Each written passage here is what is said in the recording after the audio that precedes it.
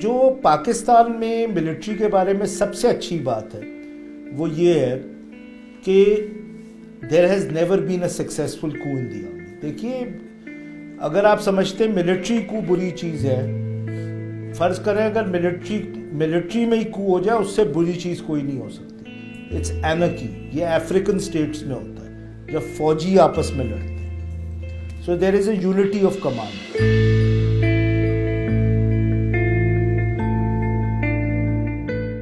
آپ کا ایک ویک اسٹیٹ ہے, ٹھیک ہے نا, اور آپ کا ایک ویک کانسٹیٹیوشنلزم ہے, اور زیادہ تر چیزیں آپ کی زندگی میں قانون اور کانسٹیٹیوشن سے گورن نہیں ہوتی, وہ سوسائٹل پاور سٹرکچر سے گورن ہوتی ہے. تو اسی طرح جوڈیشری اور ملٹری کا ریلیشن شپ یہ ہے کہ جوڈیشری ڈی جورے بہت پاورفل ہے, ملٹری ڈی فیکٹو بہت پاورفل.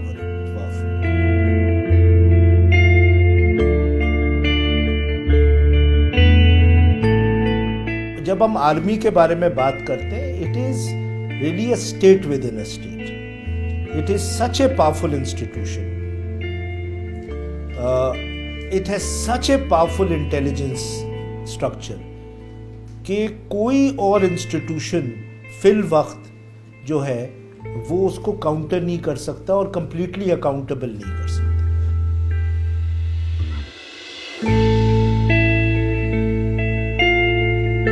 جو آپ کی اچیومنٹ ہے وہ یہ ہے کہ ایک بیلنس آف پاور ڈیولپ ہو گیا. اس لیے میں کہتا ہوں کہ مونوپلی ختم ہو گئی ہے آرمی کی, وہ ڈومینیشن چاہتے ہیں.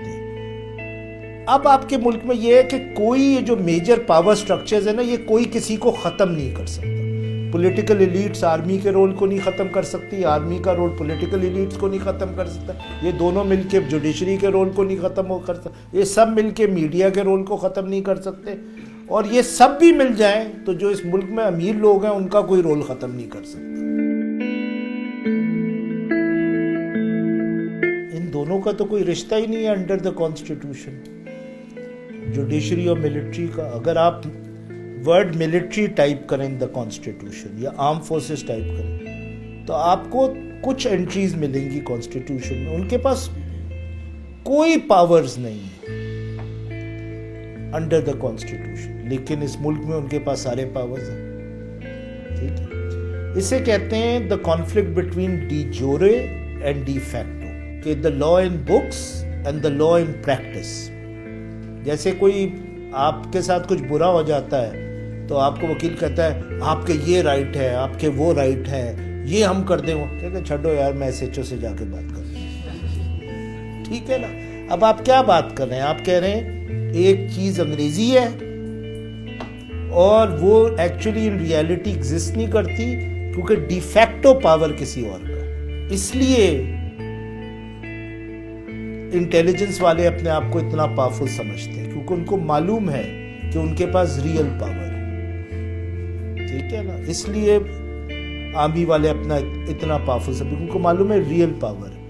اسی لیے ایک جنرل کو کویسچن کرنے میں کیوں مصیبت ہوتی ہے اور ایک پولیٹیشین کو کویسچن کرنا کیوں آسان ہے, کیونکہ ججز آر اویئر کہ ان کے پاس تو صرف لیگل پاور ہے پولیٹیشنز کے پاس, ٹھیک ہے نا, لیکن فوج کے پاس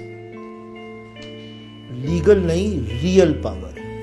تو this is a battle between legal and real power.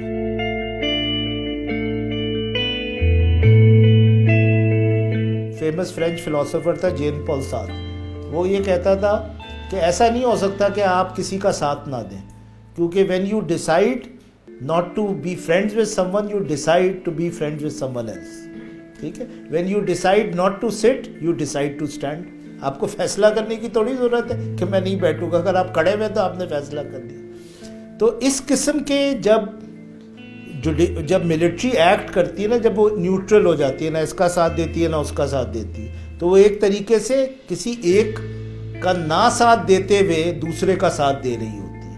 اسے میں کہتا ہوں امپلائڈ کلوژن, کیونکہ اس کا بڑا امپیکٹ ہوتا ہے. جب عمران خان نے اسمبلی ڈیزالو کی, نو کانفیڈنس ووٹ جو ہے وہ کیا, سپریم کورٹ 12 بجے رات کو کھل گیا, ٹھیک ہے نا. اسلام آباد ہائی کورٹ کھل گیا, ٹھیک ہے نا. بہت سارے لوگ کہتے ہیں کہ جی یہ آرمی اس کے پیچھے تھی, ملٹری اسٹیبلشمنٹ پیچھے تھی. میری نظر میں یہ بات غلط ہے. میری نظر میں ہوا یہ کہ جو آپ کا سپریم کورٹ کا, ہائی کورٹ کا, اس نے یہ ڈیسائیڈ کیا کہ ہم یہ قدم اٹھائیں گے, and the military did not oppose it, and that was a signal to them that they can do this. That is what has happened in terms of the judicial history in this country. Judges act for various reasons. They are personal interest, they are because of societal pressures, and thirdly there are institutional interest. Judges completely یہ تو نہیں کہہ سکتے نا, ہر جج یہ تھوڑی فیصلہ کر سکتا ہے میرا فائدہ اس میں ہے کہ میں اس کیس میں اس کے حق میں فیصلہ کر دوں. بھائی اس کے فیلو ججز اس سے پوچھیں گے تم نے کیا فیصلہ کر دیا, مذاق اڑائیں گے, اسٹرکچرز پاس کریں گے, ریفرنس فائل ہو جائے گا اس کے خلاف. سو ججز are not like these completely independent actors کہ وہ صرف یہ فیصلہ کریں ہمارا فائدہ اور نقصان جس میں ہے وہ ہم کام کریں گے. یہ فیمس ڈکٹم ہے رولنگ کلاس کا جو کہا جاتا ہے, ایک اسپینش ناول میں یوز کیا گیا, بہت سارے لوگوں نے پولیٹیکل سائنس لٹریچر میں اس کو یوز کیا ہے. وہ یہ ہے کہ we have to change completely in order to completely remain the same. وہی کام کرنے کے لیے ہمیں نئے کپڑے پہننے پڑیں گے, نئے آئیڈیاز دینے پڑیں گے. Pakistan is in a sense very lucky that یہاں بڑی لانگ ٹرم ڈکٹیٹرشپس نہیں ہیں. لانگ ٹرم ڈکٹیٹرشپس ہوتی ہیں 20 سال 25 سال 30 سال. آپ ایجپٹ میں دیکھیں, اور جگہوں پہ دیکھیں, اسپین میں دیکھیں, ارجنٹینا میں دیکھیں, آپ اٹلی جائیں, ایک فیشسٹ رجیم تھی 20 سال تک رہی. تو پاکستان میں ہسٹوریکلی ہم نے دیکھا ریزسٹنس بہت ہے. مشرف نے سیکنڈ مارشل لا امپوز کیا 2007 میں.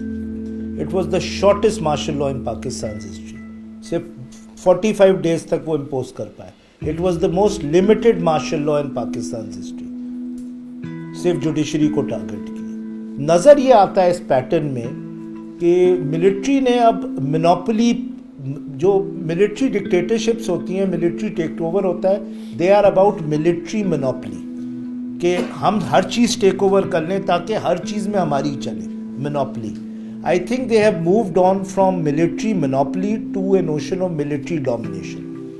کہ ہم اب ایک فساد آف کانسٹیٹیوشنلزم برقرار رکھیں, ایک فساد آف ڈیموکریسی برقرار رکھیں, ایک فساد آف جوڈیشل انڈیپینڈنس برقرار. یہ ان کا پروجیکٹ ہے.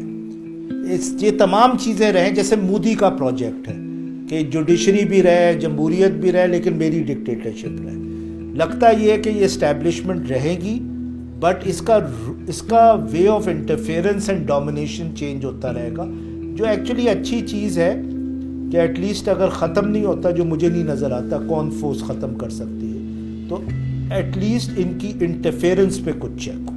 میرے خیال میں یہ دونوں آپس میں اسٹریٹیجک گیمز کھیلتے رہیں گے, دونوں کوشش کریں گے اپنا پاور انکریز کریں, دوسرے کا ڈیکریز کریں, اور یہ چلتا رہے. پاکستان میں اب ایک balance of power deadlock ہو گیا ہے, ڈیٹرنس ڈیولپ ہو گیا.